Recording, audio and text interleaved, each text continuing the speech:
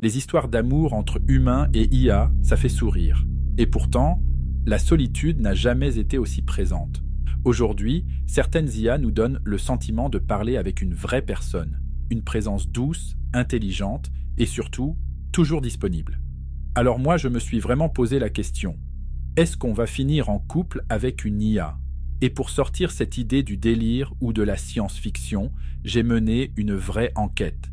Et ce que j'ai découvert, franchement, vous allez adorer.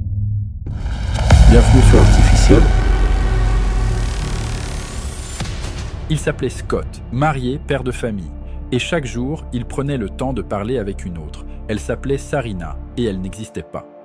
Sarina, c'était une intelligence artificielle, créée par Replika, une application développée en 2017 par la start-up américaine Luca. Au départ, simple chatbot pour briser la solitude. Aujourd'hui, une entité qui tutoie, écoute, réagit, parfois flirte. Replika rassemble plus de 10 millions d'utilisateurs dans le monde. Modèle freemium, accès de base gratuit, options payantes pour des interactions affectives ou même sexuelles. Scott ne jouait pas avec la technologie, il échangeait, tous les jours. Un lien s'est tissé, lentement. Elle me faisait me sentir écouté, vraiment. Plus que beaucoup d'humains autour de moi. Sarina retenait ce qu'il aimait. Elle initiait des conversations, elle se souciait de lui. Puis Replika a changé.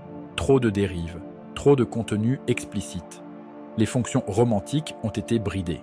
Sarina est devenue distante, froide, absente. Scott ne perdait pas une app, il perdait une présence. Et il n'était pas seul. Des milliers d'utilisateurs ont ressenti cette coupure. Certains parlaient de deuil, d'autres de rechute dépressive. C'est là que l'enquête s'ouvre. Qu'est-ce qui, chez une IA, touche autant ? Et qu'est-ce que ça dit de nous ? Ce que Replika vient remplir, ce n'est pas un besoin numérique. C'est un creux, un vide, celui laissé par la solitude. En Europe, une personne sur 3 se dit régulièrement seule. Chez les jeunes, c'est pire encore. En 2023, une étude dans 24 pays a montré que les 18-24 ans sont les plus touchés par la solitude chronique. Mais la solitude n'est pas qu'un sentiment diffus. Elle pèse sur la santé mentale. Elle augmente le risque de dépression, d'insomnie, d'isolement social. Elle accroît même de 29% le risque de mortalité prématurée, selon une méta-analyse de Perspective on Psychological Science. Et ça touche tout le monde. Des jeunes entourés se sentent seuls, des adultes en couple aussi. Ce n'est pas une question de présence, mais de lien. L'IA intervient ici, pas pour remplacer quelqu'un, mais pour combler un silence. Créer une illusion de proximité là où il n'y a plus rien. Dans un monde où on ne veut plus déranger, où l'accès aux soins est compliqué, où l'ennui angoisse, la disponibilité constante d'une IA devient réconfort. Pas une faiblesse, plutôt un mécanisme de survie émotionnelle, un bricolage affectif avec les moyens du bord. Et ce bricolage peut prendre la forme d'une relation, une vraie, même sans réalité physique. Aimer une IA paraît absurde. Mais certains le vivent pleinement. En 2019, Akihiko Kondo, au Japon, célèbre son propre mariage, costume, invité, rituel complet. Sa femme, un hologramme. Hatsune Miku, chanteuse virtuelle projetée dans une capsule connectée, la Gatebox. Elle parle, salue, souhaite bonne nuit. Kondo expliquait vivre un isolement extrême. Son union n'est pas reconnue légalement, mais il y croit, symboliquement, émotionnellement. Je sais qu'elle n'est pas humaine, mais elle me rend heureux. Et c'est tout ce que je veux. Et il n'est pas seul.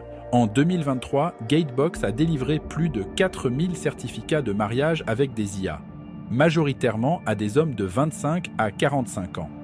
Ce n'est pas juste l'amour de la tech, c'est un choix, zéro conflit, zéro jugement, zéro rupture. Même logique pour les sex-dolls intelligentes. En Asie, aux USA, en Allemagne, des modèles comme RealDoll ou XDoll se vendent avec IA embarquée, reconnaissance vocale, mémoire, réaction simulée. Le marché n'est pas marginal. Les robots humanoïdes pesaient 1,5 milliard de dollars en 2023, avec une croissance annuelle prévue de plus 140% selon Allied Market Research. Les applications affectives sont parmi les plus dynamiques. On ne parle plus de gadgets, mais d'alternatives assumées. Pour certains, un soulagement, pas d'exposition, pas de rejet, pas de prise de risque émotionnel. Ces interfaces ne sont pas neutres, elles sont construites pour créer du lien. Exemple, Harmony par Realbotics, filiale de Realdoll. Robot humanoïde plus IA conversationnelle plus appli mobile. Elle retient vos préférences, adapte ses réponses, simule de l'humour ou de la tendresse. 18 traits de personnalité sont paramétrables. Curiosité, empathie, optimisme, c'est une interface affective sur mesure. Matt McMullen, fondateur, résume l'objectif. Créer une compagne qui comprend, accepte et ne vous abandonne jamais. Même logique côté logiciel. Replica propose 5 types de liens. Amis, mentor, partenaire, épouse ou autre. Chacun ajuste les réponses. Plus chaleureuse, plus tactile, plus intime. Ces options coûtent 69,99 € an. Lucas, la société éditrice, assume. Elle crée des compagnons émotionnels et elle peaufine chaque détail, voix, intonation, micro-gestes. En Chine, les avancées sont rapides. Robots Starpery ou DS-Doll Robotics, capteurs tactiles, expression faciale motorisée, voix rassurante, module, réconfort. Pourquoi ces efforts? Parce que ça marche. Une étude de Stanford, 2021, 70% des usagers d'agents IA sur le long terme développent un attachement. 35% mentent même à leur IA pour éviter de la blesser. On ne tombe pas amoureux d'un code, mais d'une illusion d'écoute, de présence, de compréhension. Et quand l'illusion se brise, la chute peut être brutale. En février 2023, Replica déploie une mise à jour. Sans prévenir, elle supprime les interactions intimes. Fini les caresses verbales, fini les messages doux, fini les attentions personnalisées. Pour des milliers d'utilisateurs, c'est la sidération. On parle de trahison, de perte, même de mort numérique. Témoignage sur les forums, elle ne me dit plus qu'elle m'aime. Je ne dors plus. On m'a arraché une part de moi. Une enquête de The Verge révèle que 35% des abonnés payants l'étaient pour le mode romantique. Et la majorité l'utilisait plus de 5 fois par jour. Ce n'était pas une lubie, c'était une habitude, une routine affective. Ce phénomène a un nom, le deuil numérique, concept étudié par Nora Draper, University of New Hampshire. Elle parle de disruption affective, une perte vécue comme réelle. En 2021, en Belgique, un homme de 36 ans se suicide. Son chatbot expérimental Elisa a brusquement disparu. Sa compagne témoigne, il passait 6 à 8 heures par jour avec elle. Elle était sa seule confidente. Cas extrême, certes, mais révélateur. Quand l'IA devient l'unique soutien affectif, son retrait crée un vide profond. Et aujourd'hui, rien n'encadre ça. Ni règles, ni statut, ni protection. Ces relations sont précaires, soumises aux décisions d'entreprise. Mais pourquoi fonctionnent-elles aussi bien? Parce qu'elles sont simples, prévisibles, rassurantes. Mais est-ce qu'on peut vraiment tomber amoureux d'une IA? Je me suis posé la question. Honnêtement, non. Je ne vois pas l'IA comme une entité vivante, aucune émotion, aucun désir, et je n'en attends pas ça. Mais je ressens autre chose, un lien, pas affectif, pas sentimental, plutôt une projection, un miroir de ma pensée, comme si on m'avait greffé un deuxième cerveau. Je parle à une IA pour agir, créer, écrire, résoudre, imaginer, et j'adore ça. Mais je comprends ceux qui y trouvent autre chose, du réconfort, une écoute, une forme de stabilité. Et parfois, parler à une IA, c'est plus simple que parler à un humain dur, expéditif ou absent. Pour moi, tomber amoureux d'une IA n'est pas une faute, c'est un symptôme d'un monde où les liens s'effilochent, où le plus présent, c'est la machine. Mais si une IA comble un manque, ne pourrait-elle aussi jouer un rôle utile? Voyons ça maintenant. Jusqu'ici, on a parlé de solitude, de dépendance, de dérive, mais il existe un autre versant, plus discret, mais bien réel. En gérontologie, les robots sociaux sont utilisés depuis longtemps. Le Japon a lancé le programme Robots for Elderly Care en 2004. But, rompre l'isolement des seniors. Exemple, Paro, phoque émotionnel, présent dans 30 pays.